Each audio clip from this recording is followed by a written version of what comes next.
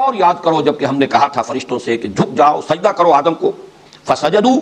تو ان سب نے سجدہ کیا الا ابلیس سوائے ابلیس کے، ابا اس نے انکار کیا، ابا کیا، واستکبر استکبار کیا، گھمنڈ کیا، تکبر کیا، وکانا من الکافرین، کانا کے دونوں مفہوم ہو سکتے ہیں، کانا ناقصہ اور کانا تامہ، یہ بھی کہ ہو گیا کافروں میں سے اپنے اس فعل کی وجہ سے، اپنی اس نافرمانی کی وجہ سے وہ کافروں میں سے ہو گیا، اور یہ بھی ہو سکتا ہے کہ وہ تھا ہی کافر، اس کے اندر وہ شیطنت چھپی ہوئی تھی، صرف اس آزمائش کے ذریعے سے اس کا ظہور ہو گیا۔ ظاہر بات ہے کہ جو بھی کچھ انسان کے اندر ہوتا ہے اللہ تعالیٰ سے تو مخفی نہیں ہے، اللہ کے علم میں ہے، البتہ یہ کہ اللہ تعالیٰ ظاہر کر دیتا ہے، وَلَيَعْلَمَنَّ اللَّهُ الَّذِينَ آمَنُوا وَلَيَعْلَمَنَّ الْمُنَافِقِينَ، اللہ تعالیٰ ظاہر کر دے گا اس کو کہ کون منافق ہے کون صاحب ایمان ہے، تو اللہ تعالیٰ کے علم میں تو ہے لیکن اللہ ظاہر کر دیتا ہے۔ اسی طریقے سے اس ابلیس کی وہ شیطنت جو ہے جو اس کے اندر چھپی ہوئی، جو اس کا تکبر اور استکبار اور گھمنڈ اور اس کا جو شر تھا وہ ظاہر ہو گیا، یہ دونوں اس کے مفہوم ہو سکتے ہیں۔ اس کے ضمن میں جیسا کہ میں کل بیان کر چکا ہوں کہ ملائکہ کے یہ ابلیس کے بارے میں اشکال ہو جاتا ہے اس آیت اور تقریباً 5 اور مقامات پر اسی انداز میں جو یہ مضمون آیا ہے کہ ہم نے فرشتوں کو حکم دیا، سب فرشتوں نے سجدہ کیا سوائے ابلیس کے، تو اشتباہ ہو جاتا ہے کہ شاید ابلیس بھی فرشتوں میں سے تھا، لیکن یہ کہ قرآن حکیم میں یہ اس کی وضاحت کر دی گئی سورہ کہف میں، کانا من الجن ففسق عن امر ربی، وہ فرشتوں میں سے نہیں تھا، فرشتے تو لا یعصون اللہ ما امرهم ویفعلون ما یؤمرون، وہ معصیت نہیں کرتے، نافرمانی نہیں کرتے اللہ کے حکم کی، اور کرتے ہیں وہی کچھ جس کا کہ انہیں حکم ہوتا ہے۔ لہذا یہ معاملہ جو ہے ابلیس سے جو ظاہر ہوا یہ اس بنیاد پر کہ وہ جنات میں سے تھا، جس کا مادہ تخلیق نار ہے، وہ نار اور نور کے قرب کے بارے میں بھی تفصیل سے میں کل عرض کر چکا ہوں، اور یہ کہ اس کے بارے میں یہی جو کچھ معلوم ہوتا ہے وہ یہ کہ اپنے علم اور اپنے زہد اور اپنی عبادت گزاری کی بنیاد پر یہ ملائکہ کے زمرے میں تھا، ملائکہ کے ہی ساتھ شامل تھا، اس اعتبار سے گویا کہ مخاطب تھا اس حکم کا کہ سجدہ کرو آدم کو۔ بسم اللہ اولہ آخرہ، جو میں عرض کر رہا تھا کہ یہ ابلیس کیوں اس حکم کا مخاطب بنا، اس کے بارے میں ایک رائے تو یہ ہے کہ چونکہ جنات کمتر مخلوق ہیں ملائکہ سے، بلندتر مخلوق ملائکہ، جب انہیں سب کو حکم دیا گیا کہ سجدہ کرو آدم کو، تو ظاہر بات ہے کہ وہ تابع ہونے کے اعتبار سے وہی برسبیل تغلیب گویا کہ وہ بھی مخاطب تھے، جنات بھی، اس پہلو سے وہ بھی ایک جنی جو ہے ابلیس وہ بھی اس کا مخاطب تھا۔ اور ایک رائے یہ کہ وہ اپنے خاص علم اور زہد اور عبادت گزاری کی وجہ سے اس درجے قرب رکھتا تھا ملائکہ کے ساتھ کہ گویا کہ ان کے زمرے میں شریک ہو چکا تھا، اسی لیے خاص طور پر وہ شخصاً مخاطب تھا اس حکم کا جو حکم دیا گیا فرشتوں کو۔ بہرحال یہ چیزیں سارے احتمالات ہیں، جیسے کہ میں نے عرض کیا کہ یہ مشکل رکوع ہے قرآن مجید کا، یہ مقام اس کے بارے میں تعیین بہت مشکل ہے۔ البتہ یہ کہ آدم اور ابلیس کے ناموں کی بنیاد کیا ہے یہ بات ہے کہ جس پر ذرا غور کر لیجیے آگے بڑھنے سے پہلے۔ آدم کے بارے میں جو سب سے زیادہ کثرت کے ساتھ رائے جو مقبول رائے ہے وہ یہ ہے کہ چونکہ کرسٹ آف دی ارتھ، عدیم الارض، عدیم کہتے ہیں کسی شے کا چھلکا، اوپر کا چھلکا،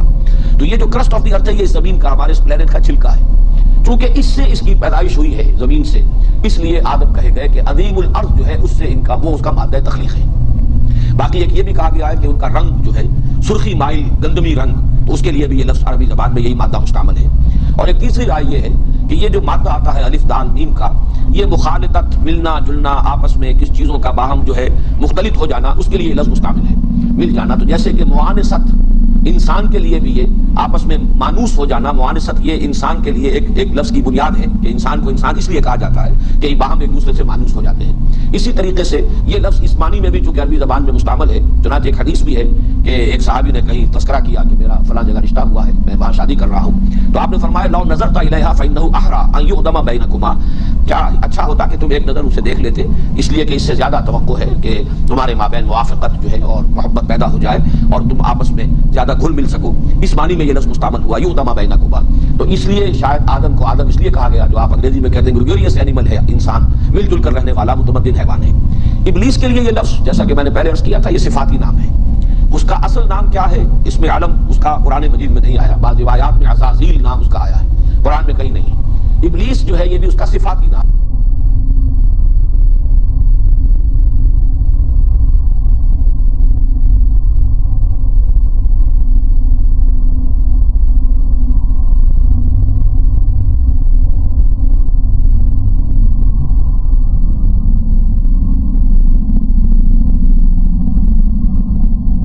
وہ فعل جو ہے وہ سرزد ہوا، اللہ تعالیٰ کی اس نے حکم کی سرداری کی، اور اللہ تعالیٰ نے پھر اس مقام پر تو نہیں ہے بقیہ مقامات پر ہے کہ فخرج منہا فإنک مذموما مدحورا، کہیں فرمایا گیا فخرج منہا فإنک رجیم۔ اب وہ رانگہ درگاہ ہوا اس حکم عدولی کی وجہ سے، اور اب اسے خیر کی اپنے بارے میں تو توقع نہیں، اب جو بھی کچھ اس نے اللہ تعالیٰ سے بعد میں مہلت مانگی جس کا یہاں پر ذکر نہیں ہے، لیکن یہ کہ سورہ صاد میں بھی ہے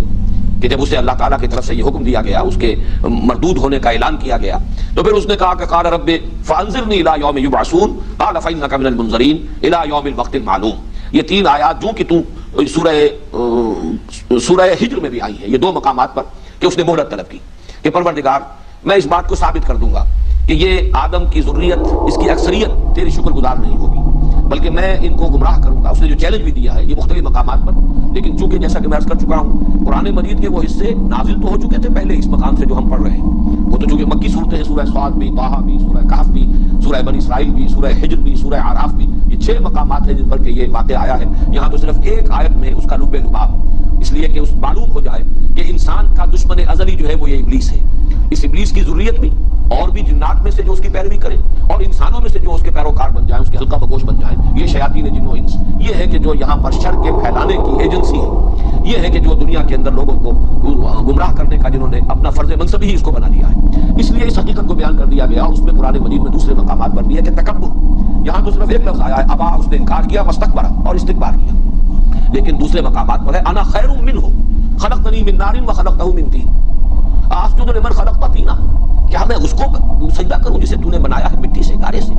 یہ گویا کہ ایک حقارت آمیز انداز میں حضرت آدم کا تذکرہ, یا یہ کہ انا خیر منہ خلقتنی من نار وخلقتہ من طین, میں اس سے بہتر ہوں, برتر ہوں, اعلیٰ ہوں, افضل ہوں, مجھے تو نے آگ سے بنایا ہے, اسے تو نے مٹی سے بنایا ہے. تو یہ اس کا گھمنڈ, یہ اس کا تکبر, یہ اس کا عجب, جیسے کہ حدیث میں بھی آتا ہے کہ ثلاث منجیات و ثلاث مہلکات, 3 چیزیں انسان کو نجات دلانے والی ہیں, 3 چیزیں ہلاک کرنے والی ہیں. اور ان ہلاک کرنے والوں میں جو آخری چیز ہے جس کے بارے میں فرمایا ہی اشدہن, تمام مہلکات میں سب سے شدید ہے اعجاب المرء بنفسہ,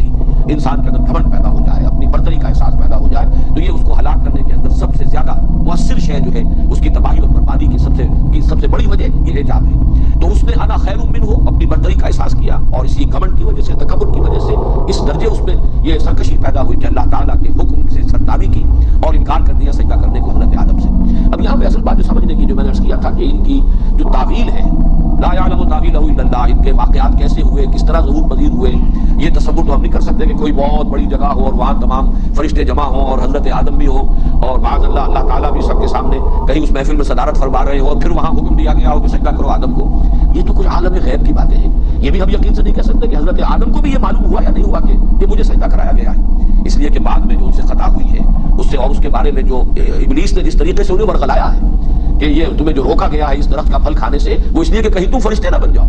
تو تکونا ملکین, کہ کہیں تم فرشتے نہ بن جاؤ. اگر حضرت آدم علیہ السلام کو وہ شعور اس طرح کا ہوتا اور علم کہ یہ فرشتے تو سب میرے سامنے جھکائے گئے ہیں اور مجھے انہوں نے سجدہ کیا ہے, تو معلوم ہوتا ہے کہ پھر اس کا کوئی منطقی بات جو ہے اس میں معلوم نہیں ہوتی کوئی رب, کہ اس کے باوجود یہ ابلیس انہیں یہ کہہ کر ورغلاتا کہ اللہ نے تمہیں اس لیے روکا اس درخت سے کہ کہیں تم فرشتے نہ بن جاؤ. انہیں تو یہ معلوم ہونا چاہیے تھا کہ میں تو افضل ہوں فرشتوں سے, فرشتے تو میرے سامنے سب مسجود ہوئے ہیں. اس اعتبار سے کوئی دلیل اور وسوسہ اندازی کے لیے کوئی بنیاد جو ہے کہ وہ کہیں تم فرشتے نہ بن جاؤ, یہ وجہ ہے, یہ بات جو ہے معقول نہیں بنتی. اس لیے میں عرض کر رہا ہوں کہ یہ کیسے ہوا ہے. حضرت آدم علیہ السلام کو بھی خود یہ علم میں آیا کہ نہیں آیا, لیکن یہ کہ حکم فرشتوں کو دیا گیا اور وہ سب کے سب جھکے, انہوں نے سجدہ کیا. اس کی اصل کانوٹیشن ہے کیا؟ وہ کانوٹیشن یہ ہے جو خلافت کے ساتھ متعلق ہے. اس کا یہ مفہوم اور مطلب کہ جب اللہ تعالیٰ خلافت عرضی عطا فرما رہا ہے, قوت تسخیر عطا فرما رہا ہے آدم کو اور ان کی ذریت کو, تو یہ جو اللہ تعالیٰ کی اس عالمی اور کائناتی جو سلطنت ہے, اس کی جو کارکن ہے, اس کی جو سول سروس ہے, اگر وہ آدم کا حکم نہ مانے تو ظاہر بات ہے کہ آدم تو ایک قدم یہاں چل نہیں سکتا. ہمیں جو ارادے کی آزادی دی گئی ہے, جو چوائس دیا گیا ہے, میں چلنا چاہتا ہوں کسی خیر کے کام کی طرف, تو نہ معلوم کتنی فورسز آف دی نیچر ہیں کہ جو اس راستے کے اندر اس میں متعلق ہیں, اور ان میں سے ہر ایک کے اوپر فرشتے معمور ہیں. اگر فرشتے قدم قدم پر میرے لیے رکاوٹ بن جائے, راستہ جو ہے میرا روک دے, تو میں اپنے کسی ارادے کو پایا تکمیل تک نہیں پہنچا سکتا. آدم کو جب خلافت دی گئی اور تسخیر کائنات تک کا امکان اس میں رکھ دیا گیا, تو کل ملائکہ جو ہے, اسی لیے 2 مقامات پر قرآن مجید میں اس قدر زور ہے, فسجد الملائکۃ کلھم اجمعون, تو سجدہ کیا سب فرشتوں نے. الملائکہ میں بھی حصر ہے, پھر یہ کہ کلھم مزید اس کی تاکید, سب کے سب بلا استثناء, اجمعون سب نے مل کر جمع ہو کر ایک ہی دم یکبار کی, غالباً اس کا مفہوم ہوگا. تو یہ جو تاکید اتنی ہے اس لیے ہے کہ جب خلافت عطا کی گئی ہے تو اللہ کے حکم سے اب فرشتے گویا کہ مطیع بنا دیے گئے انسان کے. اپنے ارادے سے, اپنے چوائس سے یہ خیر کی طرف بڑھنا چاہے, ٹھیک ہے, راستہ کھلایا جائے, جدھر جانا چاہے. اس لیے نہیں کہ آدم ان سے اس اعتبار سے جو ہے وہ جو صحیح یا غلط کام کرنا جو ہے ان کے لیے وہ نتیجہ تو پھر نکلے گا آخرت کے اندر, اللہ تعالیٰ جب حساب لے گا. لیکن اس وقت اللہ نے آزادی دی ہے, اور اس وقت اس کے ارادے کی آزادی کے آگے اس کے راستے میں کوئی فرشتہ رکاوٹ نہیں ڈالے گا. کل کائنات مسخر ہے. البتہ جب وہ وقت آئے گا, یہی فرشتے ہوں گے کہ جو ہتھکڑیاں لگائیں گے, یہی ہوں گے جو بیڑیاں ڈالیں گے, یہی ہوں گے جو گھسیٹ گھسیٹ کر جہنم میں اوندھے منہ جھونکیں یہ لوگ، لیکن یہ کہ اس وقت ان کو جو حکم دیا گیا ہے خلافت عرضی عطا کیے جانے کے ناطے، یہ گویا کہ اس کا ایک سمبل، اس کی ایک علامت کہ تمام فرشتے، اس لیے کہ سجدہ در حقیقت ویسے تو ضروری نہیں کہ وہ سجدہ جو ہے پیشانی زمین پر ٹھکائیں تو اسی کو سجدہ کہا جائے، ذرا سا جھک جانا یہ بھی سجدہ ہے۔ سجدہ تعظیمی جو ہے اس سے پہلے جائز رہا ہے، شریعت محمدی میں آ کر اسے مطلقاً حرام کیا گیا ہے، ورنہ یہ کہ ذرا جھک کر تعظیم کرنا کسی کی، یہ تمام چیزیں جو ہے یہ سابقہ شریعتوں میں بھی اس کی اس درجے شدت کے ساتھ یعنی بندش نہیں تھی، بلکہ تعظیماً جھکا جا سکتا تھا۔ اسی کو دلیل آج کل بھی بعض لوگ بناتے ہیں کہ سجدہ تعظیمی جو ہے وہ اگر کہیں بزرگوں کو، اولیاء اللہ کو یا ان کی قبروں کو اگر کر لیا جائے تو کوئی حرج نہیں ہے، اور وہ قیاس کرتے ہیں سابقہ چیزوں پر، حالانکہ شریعت محمدی میں سجدہ مطلقاً حرام ہے اللہ کے سوا کسی کو۔ لیکن سجدہ جو بھی ہے در حقیقت وہ علامت ہے تذلل کی، تذلل اور کسی کا مطیع ہو جانا، کسی کا منقاد ہو جانا، کسی کے حکم کے سامنے سر تسلیم خم کر دینا، یہ سر تسلیم خم کرنا یہ بھی ایک طرح کا سجدہ ہے۔ تو یہ گویا کہ فرشتوں کو اللہ تعالیٰ نے چونکہ خلافت آدم کو عطا کی ہے تو فرشتوں کو ان کا مطیع بنا دیا ہے۔ یہ سجدہ اس اطاعت کی علامت ہے، اس کا سمبل ہے، یہ ہے اس کا اصل حاصل جو اصل مضمون ہے۔ جیسا کہ میں نے کل عرض کیا تھا کہ اصل مضامین کیا ہے، آدم کا مقام کیا ہے، یہ فلسفے اور حکمت دین کا ایک اہم موضوع ہے۔ وہ خلیفۃ اللہ فی الارض، آدم اور ذریت آدم۔ اس خلافت کی اساس کیا ہے؟ اس خلافت کی اساس، بلکہ میں دیکھ رہا تھا مولانا عبدالباجی دریابادی مرحوم نے مولانا اشرف علی تھانوی رحمۃ اللہ علیہ کا ایک جملہ نقل کیا ہے کہ خلافت کی بنیاد زہد اور طاعت گزاری نہیں ہے، خلافت کی بنیاد علم اور فہم ہے۔ چنانچہ یہ بات جو ہے اسی مقام پر انہوں نے کوٹ کیا ہے کہ خلافت کی بنیاد اطاعت اور زہد اور عبادت گزاری نہیں ہے۔ یہ تو کر رہے تھے فرشتے بھی، نحن نسبح بحمدک ونقدس لک، یہ چیزیں تو بتمام و کمال فرشتوں میں موجود تھیں۔ جب یہ ڈیمونسٹریشن کرائی گئی، علم آدم الاسماء كلها ثم عرضهم على الملائكة فقال انبئوني باسماء هؤلاء ان كنتم صادقين، تو گویا کہ یہ بات ظاہر کر دی گئی کہ خلافت کی بنیاد علم ہے۔ اور یہاں جو وضاحت میں کر چکا ہوں میرے نزدیک وہ انسانی علم وحی نہیں، علم وحی کا سلسلہ جو ہے اس رکوع کے آخر میں آئے گا، فإما يأتينكم مني هدى فمن تبع هدايا فلا خوف عليهم ولا هم يحزنون، اس سے تعلق امامت کا ہے، اس خلافت عرضی کا تعلق جو ہے وہ اس علم سے ہے۔ یہی وجہ ہے کہ دنیا میں ترقی جو ہے اس سے وہ مسئلہ بھی حل ہو جاتا ہے کہ جو قومیں اس میں آگے نکل گئی ہیں، زمین پہ غلبہ ہونے کا ہوا ہے، اگرچہ ان کے پاس ایمان نہیں ہے، اگرچہ وہ اللہ کو بھی مانتے ہیں یا نہیں مانتے ہیں تو 100 شرک جو ہے کر رہے ہیں، حضرت مسیح کو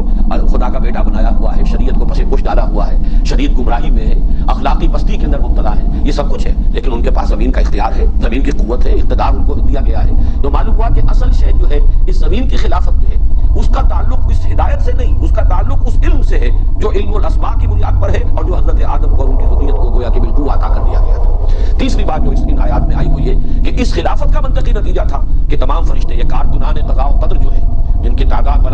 وما يعلم جنود ربك الا هو، جن کی تعداد کسی کو معلوم نہیں، جن کی جنود مجندہ جو ہے، ان کو سب کو آدم کے سامنے فسجد الملائکۃ كلهم اجمعون، اس لیے کہ جب کسی کو وائسرائے بنا کر یہاں بھیجا جاتا تھا تو ظاہر بات ہے کہ یہاں کی سارے کارکنان جو ہے حکومت کے وہ گویا کہ اس کی اطاعت کے پابند ہوتے تھے۔ اس معنی میں جب خلافت عرضی عطا کی گئی تو یہ جو ہڈن گورنمنٹ ہے کائنات کی، اس کے جتنے بھی کارکنان قضاء و قدر ہیں، اس کے جتنی بھی سول سروس ہے، اس سب کو تابع فرمان کر دیا گیا ہے آدم کا۔ یہ ہے در حقیقت اس کا اصل خلاصہ، اس کا لب لباب۔ وَقُلْنَا يَا آدَمُ اسْكُنْ أَنْتَ وَزَوْجُكَ الْجَنَّةَ، اب ایک ڈیمونسٹریشن تو کرائی گئی فرشتوں کے سامنے کہ ہم نے آدم کو جو خلافت ہم دے رہے ہیں علم عطا کیا ہے، علم اسماء عطا کیا ہے جو تمہیں نہیں دیا گیا۔ اب دوسری ڈیمونسٹریشن کرانی مقصود ہے آدم کے سامنے یہ کہ تمہارا یہ دشمن جس نے تکبر کی بنیاد پر انکار کیا جھکنے سے، ایک تمہارا اصلی دشمن ہے اور یہ تمہیں ورگلائے گا، تمہیں تباہ کرنے کی اور برباد کرنے کی پوری کوشش کرے گا۔ میں چند الفاظ آپ کو سنا دیتا ہوں چونکہ اس مقام پر تو نہیں ہے، لیکن جن الفاظ میں کہ ابلیس نے پھر چیلنج کیا ہے اور آدم اور ذریت آدم سے اپنی دشمنی کا اعلان کیا ہے کھلا، سورہ صاد میں فرمایا قال فبعزتک لأغوینہم اجمعین، تو پھر اس نے کہا جب اسے مہلت دے دی گئی کہ جاؤ تمہیں مہلت ہے، تمہیں قیامت تک کے لیے یوم یبعثون تک کے لیے تمہیں مہلت دی گئی ہے، تم انہیں جس طریقے سے چاہو گمراہ کرنے کی کوشش کر لو۔ تو اس نے پھر اب دھڑلے سے جو بات کہی قال فبعزتک لأغوینہم اجمعین، پروردگار اب تیرے عزت اور اقتدار کی قسم میں ان سب کو گمراہ کر کے چھوڑوں گا، الا عبادک منہم المخلصین، سوائے تیرے ان بندوں کے جنہیں تو اپنا خود ہی بنا لے۔ مخلص یہاں پر اس میں مفعول آیا ہے، جنہیں تو اپنے لیے خالص کر لے، یعنی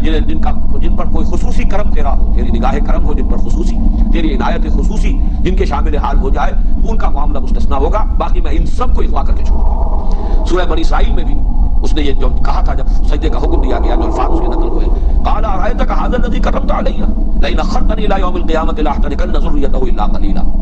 اس نے کہا کہ پروردگار یہ آدم جس کو تو نے مجھ پر عزت دی ہے، اکرام کیا، جس کا مجھ سے افضل قرار دیا، جس کو سجدہ کرنے کا مجھے حکم دے رہا، اگر تو مجھے قیامت تک کے دن کے لیے مہلت دے دے تو میں ان سب کو ڈھانٹا باندھ دوں گا، سب کو گمراہ کر کے چھوڑوں گا، سب کو گویا کہ نکیل ڈال دوں گا اور میں ان سب کو جو ہے غلط راستے طرح سورہ ہجر میں ہے، قال رب بما اغویتنی، پروردگار یہ جو تو نے مجھے گمراہ کر دیا، یعنی مجھے اتنی کڑی آزمائش میں ڈالا، میرا جو تکبر تھا اس کو جو یہاں پر جو مجروح ہوا، میرا پندار جو مجروح ہوا، اس کے نتیجے میں یہ غلط حرکت کر بیٹھا اور میں نے انکار کیا ہے تیرے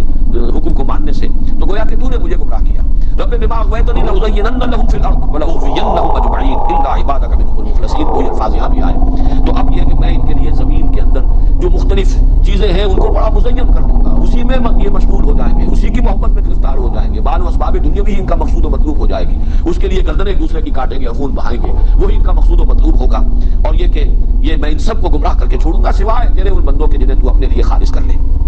سب سے زیادہ تفصیل کے ساتھ یہ الفاظ جو آئے ہیں اس کے چیلنج کے وہ سورہ اعراف میں، قال فبما اغويتني لاقعدن لهم صراطك المستقيم ثم لآتينهم من بين ايديهم ومن خلفهم وعن ايمانهم وعن شمائلهم ولا تجد اكثرهم شاكرين۔ تو اس نے کہا پروردگار جو تو نے مجھے گمراہ کر دیا اور راندہ درگاہ میں ہو گیا، میں تو اب ہم تو ڈوبے ہیں صنم، ان کو بھی لے ڈوبیں گے، میں ان کو بھی چھوڑنے والا نہیں ہوں، اور تو نے جو مجھے مہلت دی ہے اب میں تیرے سیدھے راستے پر ان کے لیے گھاٹ میں بیٹھوں گا۔ صراط مستقیم تو توحید کا راستہ ہے، میں اس پر مورچہ لگاؤں گا، گھاٹ میں بیٹھوں گا، میں ان کے لیے اپنی کبین گاہیں بناؤں گا، پھر میں ان پر حملہ آور ہوں گا، ثم لآتینہم من بین ایدیہم ومن خلفہم، ان کے سامنے سے بھی، ان کے پیچھے سے بھی، اور ان کے دانی طرف سے بھی، اور ان کے بائیں طرف سے بھی، اور تو دیکھے گا ان میں سے اکثر کو تو نہیں پائے گا شکر کرنے والے کہ جو مقام تو نے اسے عطا کیا ہے یہ اس پر تیرا شکر ادا کر سکے اور اس کا حق ادا کر سکے۔ یہ انداز ہے اس کے چیلنج کا۔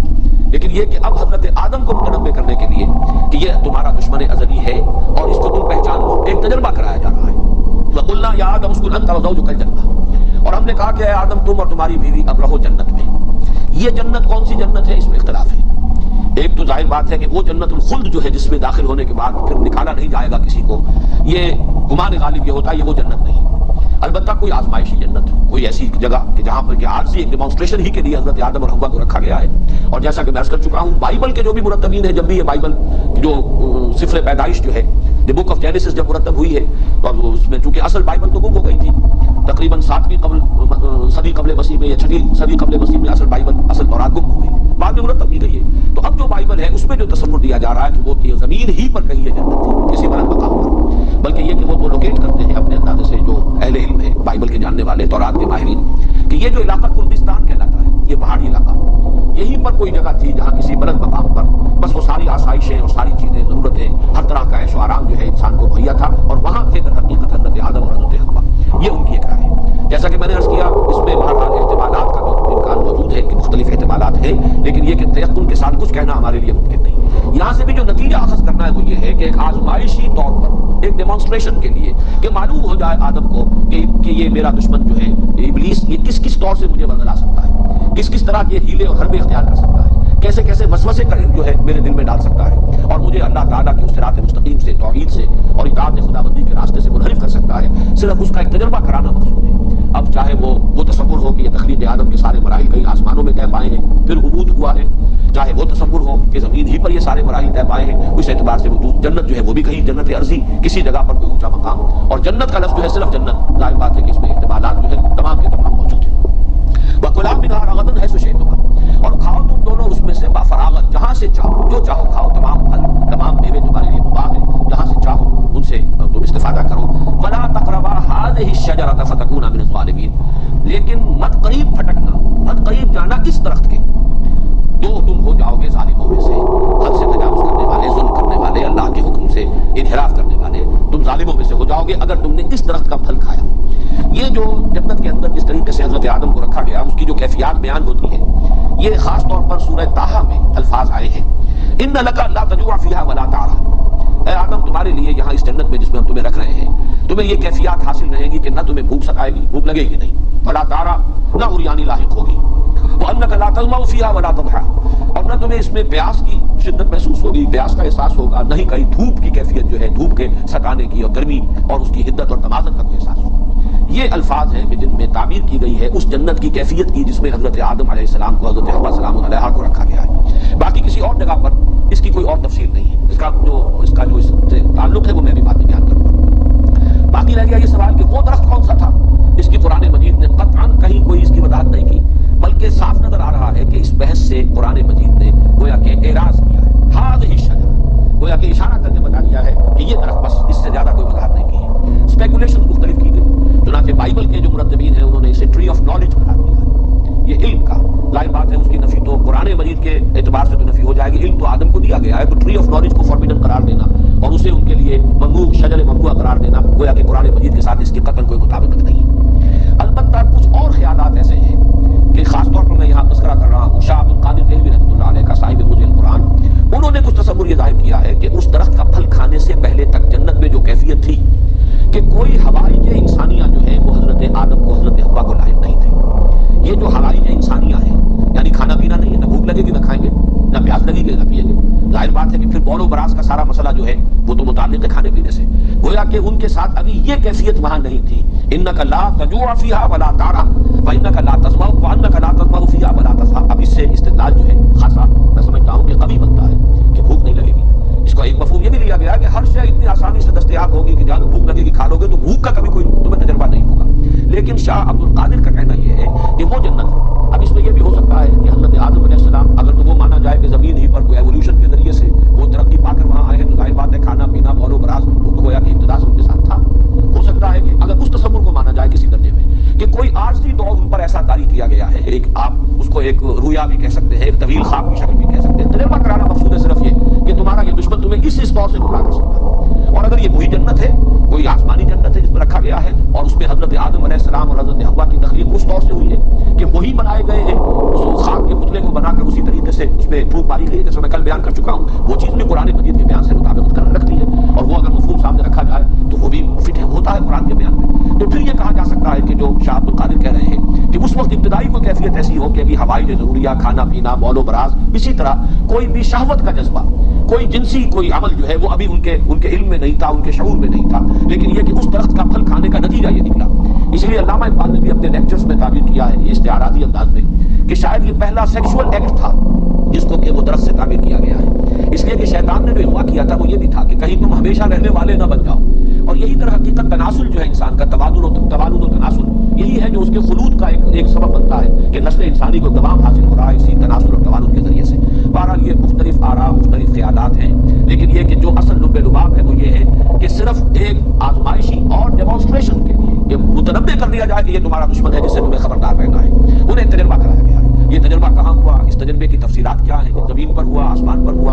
اور پھر یہ کہ وہ کس کیفیت میں حضرت آدم اور حضرت حوا تھے, جیسے کہ ایک رائے میں شاہ عبد القادر کے حوالے سے بیان کر رہا ہوں. یہ سب جو ہے یہ ہمارا ایک تصور تخیل ہو سکتا ہے, کوئی اس کے لیے مرفوع روایات موجود نہیں ہیں, کوئی اس کے بارے میں تفصیلی چیزیں خود قرآن مجید کے دوسرے مقامات سے بھی ہمیں معلوم نہیں ہوتی. البتہ یہ کہ ایک درخت معین کر دیا گیا کہ اس جنت میں سے جہاں سے جو چاہو کھاؤ سوائے اس درخت کے, ولا تقربا هذه الشجرة فتكونا من الظالمين, تو تم ہو جاؤ گے ظالموں میں سے. فأزلهما الشيطان عنها, تو پھسلا دیا, زلہ پھسل جانا, ازلہ اذلال باب افعال سے پھسلا دیا.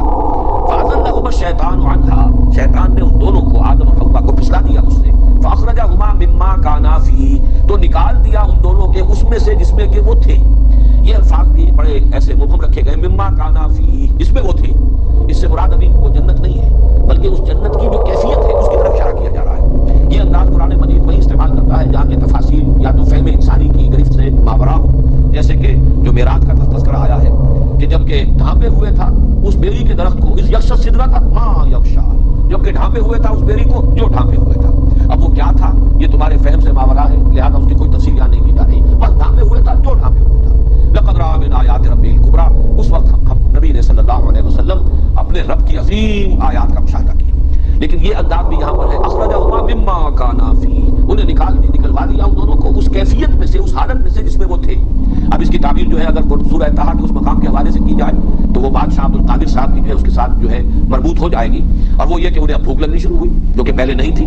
یا کوئی مشقت کا مسئلہ تھا کہ جو پہلے نہیں تھا. اب وہ دھوپ نے بھی ستایا کہ جو پہلے کیفیت نہیں تھی, اور بول و براز کا معاملہ بھی شروع ہوا کہ جو پہلے نہیں تھا. اسی طریقے سے جنسی عمل اور سیکشول انٹرکورس کا معاملہ کہ جو اس سے پہلے نہیں ہوگا وہ شروع ہوا. اس اعتبار سے وہ تمام کیفیات مولانا اصلاحی صاحب یہاں بڑی خوبصورتی سے نکل گئے, اس لیے کہ قرآن مجید کے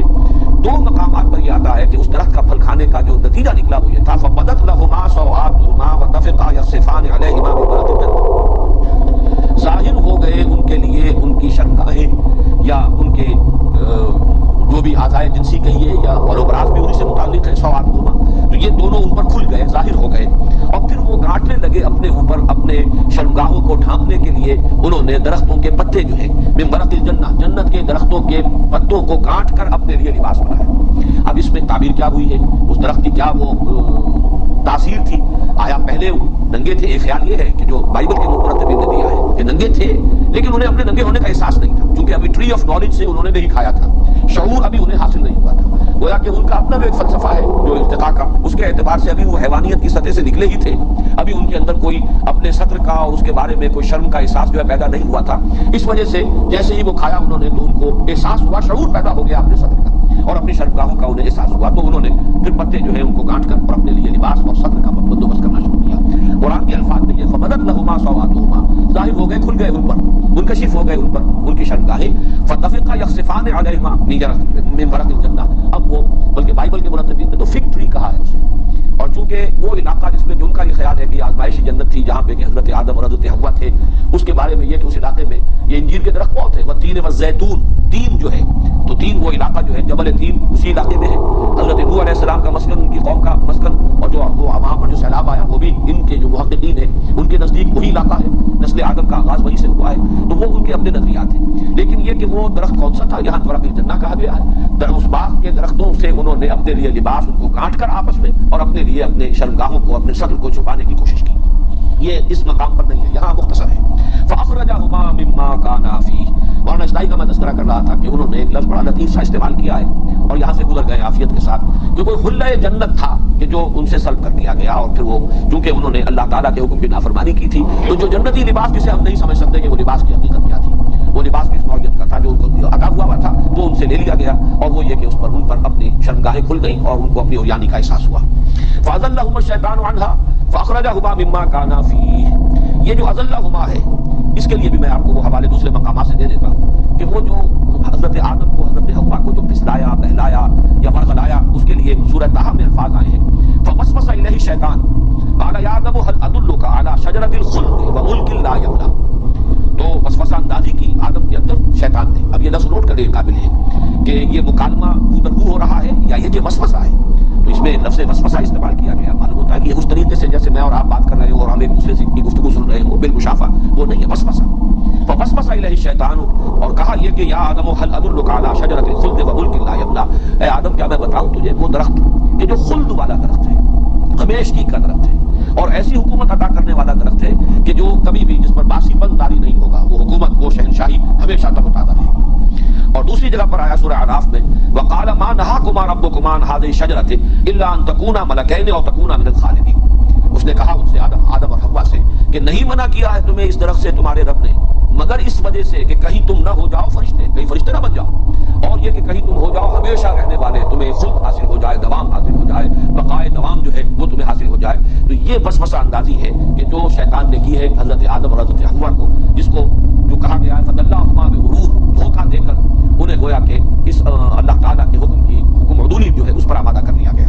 فَأَزَلَّهُمَا الشَّيْطَانُ عَنْهَا فَأَخْرَجَهُمَا مِمَّا كَانَا فِيهِ وَقُلْنَا اهْبِطُوا بَعْضُكُمْ لِبَعْضٍ عَدُوٌّ، اور ہم نے کہا، فیصلہ سنا دیا، اتر جاؤ، تم میں سے بعض کے دشمن ہیں، وَفِي الْأَرْضِ مُسْتَقَرٌّ وَلَكُمْ فِي الْأَرْضِ مُسْتَقَرٌّ وَمَتَاعٌ إِلَىٰ حِينٍ، اور اب زمین میں تمہارے لیے ہے مستقر، جائے قرار، اور برتنے کی چیزیں ہیں، ساز و سامان ہے، اس زندگی کے لیے جو ضروریات ہیں وہ ہم نے ودیعت کر دی ہے اس زمین میں، متاع إِلَىٰ حِین، ایک خاص وقت تک کے لیے، ایک مدت تک کے لیے۔ یہاں پر جو لفظ حدود آیا ہے، اب اس سے چونکہ ہوا کا معنی ہوتے اترنا، کہیں کسی بلندی سے نیچے اترنا، تو یہاں اہبطوا آیا، اور اس سے یقیناً اس نظریے کو بہت تقویت حاصل ہوتی ہے کہ یہ جو ساری تخلیق آدم کا یہ پورا مرحلہ ہے، یہ پورا سلسلہ جو اب تک بیان ہوا ہے، یہ کہیں آسمانوں ہی میں ہوا ہے، کسی بلند مقام پر ہوا ہے، اور اس کے بعد انہیں حضرت آدم کو زمین پر اتارا گیا، حکم دیا جا رہا ہے اترو اب زمین پر، اہبطوا بعضکم لبعض عدو، یہ تو میں بات میں عرض کروں گا، لیکن حبوط کا لفظ وہ دوسرا تصور جو ہے جیسا کہ میں نے کل عرض کیا تھا، وہ بھی فٹ ان کرتا ہے، ریکنسائل کرتا ہے قرآن کے ساتھ، یقین کے ساتھ ہم کچھ نہیں کہہ سکتے کہ وہ ہے حقیقت یا یہ ہے حقیقت، لیکن یہ کہ اگر اس کے اندر کوئی آپس میں ریکنسائل کرنے کا کوئی گوشہ ہے تو وہ صرف میں واضح بیان کر رہا ہوں، میں کوئی تیقن کے ساتھ اس نظریے کی تبلیغ نہیں کر رہا، اگرچہ میرا ذاتی رجحان اس کی طرف ہے جیسا کہ میں کل عرض کر چکا ہوں، لیکن میں صرف احتمال کے درجے میں اس وقت آپ کے سامنے رکھ رہا ہوں کہ حبوط کا لفظ کسی بلند مقام سے اترنے کے لیے بھی ہے، اور یہ بالکل اس سینس میں بھی کہ جو ہم کہتے ہیں سیٹل ڈاؤن، کہیں پر اب آباد ہو جاؤ، جیسے کہ ایک نومیڈک انداز ہوتا ہے زندگی کا، جس میں کہ خانہ بدوش ہے، ادھر گھوم رہے ہیں ادھر جا رہے ہیں، ابھی خیمے یہاں لگا دیے ہیں کہ یہاں سے وہ چراگاہ جو ہے وہ اگر اس میں نہیں رہا کچھ چلنے کے لیے اپنے جانوروں کے لیے تو وہ خیمے اکھاڑے کہیں اور چلے گئے۔ ایک ہے کسی جگہ پر مستقل قیام کر لینا، وہاں سیٹل ہو جانا، اس کے لیے یہی اسی سورہ مبارکہ میں یہ لفظ آیا ہے بنی اسرائیل کے ذمہ میں، اہبطوا مصرا فإن لكم ما سألتم وضربت عليهم صحرائے سینا میں تھے اور اللہ تعالیٰ نے ان کے لیے غذا کا بھی بندوبست کیا تھا، من و سلوہ نازل کیا تھا. تو جب انہوں نے یہ کہا حضرت موسیٰ سے کہ ہم ان پر جو ہے صبر نہیں کرنا، لن نصبر علی طعام واحد فادع لنا ربک یخرج مما تنبت الارض من بقلها وقثائها وفومها وعدسها وبصلها قال تستبدلون الذي هو ادنى بالذي هو خير اهبطوا مصرا فإن لكم ما سألتم. اس وقت تک ابھی وہ صحرا نوردی تھی، مسلسل سفر میں تھے اور اللہ تعالیٰ نے ان کے لیے من و سلوہ کی غذا کا اہتمام کر دیا تھا. لیکن جب انہوں نے ناشکری کی اور کہا کہ ہم صرف ان 2 کھانوں پر تو یعنی صبر نہیں کر سکتے، ہمیں تو وہ چاہیے چیزیں جن کے چسکے انہیں پڑے ہوئے تھے اور جن کی لذتیں مصر میں اپنی غلامی کے دور میں جو ہے مختلف چیزیں ہیں، دالیں ہو اور پیاز ہو اور لہسن ہو اور یہ ہو اور وہ ہو، یہ چیزیں ہمیں تو چاہیے، ترکاریاں ہوں، ککڑیاں ہوں. تو حضرت موسیٰ نے فرمایا اب کسی جگہ پر آباد ہو جاؤ، تو سیٹل ڈاؤن، کہیں پہ بیٹھو، اب کاشتکاری کرو. یہ چیزیں تو پھر کہیں پر مستقل قیام کر کے اور کاشتکاری کے ذریعے سے حاصل کی جا سکتی ہیں. تو وہاں بھی لفظ حبوط آیا، اہبطوا مصرا فإن لكم ما سألتم. اب کسی جگہ پر کسی آبادی میں آباد ہو جاؤ کسی جگہ پر، تو پھر یہ چیزیں جو تم جو چاہ رہے ہو، جو تمہاری جو چٹخارے مانگ رہی ہے زبان، اگر وہی تمہاری طلب ہے تو پھر وہاں تمہیں حاصل ہو جائے. تو یہ لفظ بھی فٹ کرتا ہے اس تصور کے اندر بھی، اور یہ کیونکہ قرآن مجید اور قرآن یفسر بعضہ بعضا، یہ دلیل قرآن ہی سے سامنے آ رہی ہے، اس لیے ایسی نہیں ہے کہ اٹھا کر اس کو بالکل پھینک دیا جائے.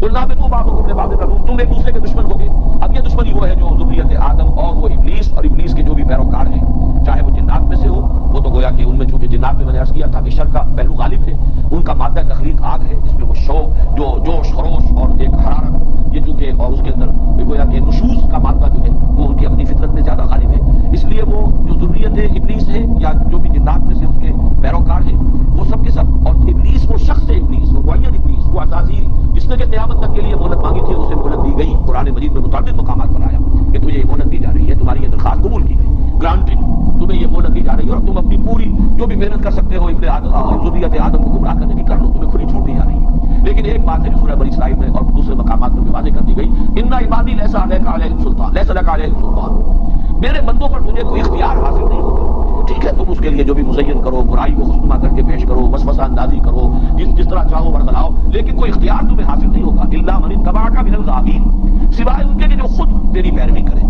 خود ان کے اندر بھی سرکشی ہو، خود ان میں بھی شر کا میلان ہو، خود وہ معصیت اور تکبر اور دنیا پرستی میں مبتلا ہو اور تیری آواز پر لبیک کہیں تو ان کو جدھر چاہے تو لے جا. لیکن یہ کہ میرے بندے جو مجھ سے اپنے آپ کو وابستہ کر لیں، مجھ پر ایمان رکھتے ہوں، مجھ پر توکل کرتے ہوں، ان پر تیرا کوئی اختیار نہیں ہوگا. لیکن یہ عداوت ہے اصل میں، یہ ہے وہ خیر و شر کی کشمکش کہ جو اس دنیا میں پوری نسل آدم میں تاریخ کا یہ مستقل نظریہ ہے کہ یہ خیر اور شر کی ایک کشاکش ہے کہ جس کی یہ پوری داستان ہے. خیر کی قوت ہے انسان کے اندر بھی ہے، خارج میں بھی. انسان کے اندر وہ روح ملکوتی جو اس میں پھونکی گئی وہ خیر کی طرف بلانے والی ہے. خارج میں انبیاء کرام، صلحاء، پھر جو بھی ان کے متبعین ہیں، پھر ملائکہ جو شاباش دیتے ہیں، تقویت کا ذریعہ بنتے ہیں، یہ تمام خارج کے اندر قوتیں ہیں کہ جو خیر کی طرف بلانے والی ہیں. شر کی طرف خود انسان کا اپنا جو اس کا بیسر سیلف ہے، جو اڈ اور لبیڈو ہے، جو اس کا نفس امارہ ہے، جو اس کے اینیمل انسٹنکٹس ہیں، جو اس کے حیوانی تقاضے ہیں، یہ شر کی طرف بلانے والے ہیں اس کے اپنے اندر. اور خارج میں ذریت ابلیس ہے، خود ابلیس ہے، بنفس نفیس کہیے یا جو بھی اس کی وہ ملعون اس کا وجود ہے، اس کے ساتھ خود وہ ہے جسے مہلت دی گئی ہے،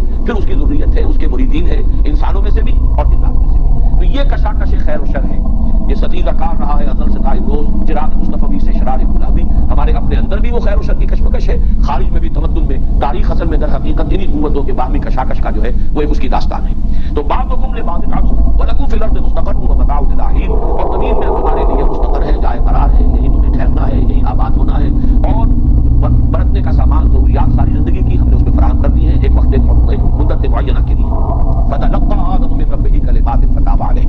یہ مسئلہ بھی سورہ اعراف میں تفصیل سے آ چکا بھائی مانی کہ سورہ اعراف جو ہے ہجرت سے پہلے نازل ہو چکی ہے. تو قرآن مجید میں جب یہ سورت نازل ہو رہی ہے اس سے پہلے یہ مضمون تفصیل سے وہاں آ چکا. اسی لیے میں نے عرض کیا کہ 6 مقامات پر یہ مضامین، کہیں کوئی مضمون زیادہ تفصیل سے، کہیں کوئی مضمون زیادہ تفصیل سے، کہیں ابلیس کا چیلنج زیادہ وہ مفصل آیا ہے، کہیں ابلیس نے جو تکبر کیا اس کی پوری وضاحت کر دی گئی ہے، کہیں آدم کی تخلیق کا تذکرہ بھی ہے، جنات کی تخلیق کا تذکرہ بھی ہے. تو یہ 6 مقامات جو ہے مکی صورتوں کے، سورہ اعراف، سورہ ہجر، سورہ بنی اسرائیل، سورہ کاف، سورہ طٰہٰ، سورہ صاد، ان میں یہ مضامین آئے. ان کے تقابلی مطالعے سے یہ ساری باتیں جو ہے منکشف ہوتی ہیں. یہاں ان کا خلاصہ دیا جا رہا ہے. وہاں ہے کہ ایک ندامت کا احساس حضرت آدم میں پیدا ہوا، خطا ہوئی ہے، غلطی ہوئی ہے، اور یہی احساس ندامت ہے جو اللہ کو بہت عزیز ہے. موتی سمجھ کے شان کریمی نے چن لیے قطرے جو تھے میرے عرق انفعال کے. تو اللہ تعالیٰ نے الفاظ خود تلقین فرمائے. وہ احساس ندامت پیدا ہوا آدم میں، لیکن یہ کہ اس کے لیے الفاظ تلقا آدم من ربہ کلمات، سیکھ لیے، حاصل کر لیے آدم نے اپنے رب سے کچھ کلمات، اور ان کلمات کے ذریعے سے جب انہوں نے توبہ کی، رجوع کیا،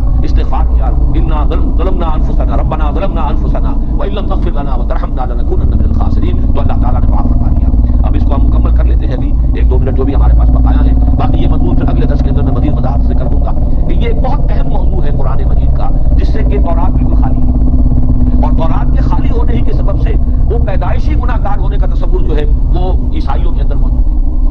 انسان پیدائشی طور پر گناہ گار ہے. حضرت آدم سے جو گناہ سرزد ہوا تھا اس کے اثرات نسل آدم میں چلے آ رہے ہیں. قرآن نے سورہ اعراف میں بھی اور یہاں سورہ بقرہ میں بھی واضح کر دیا فتاب علیہ, اللہ نے ان کی توبہ قبول فرمائی.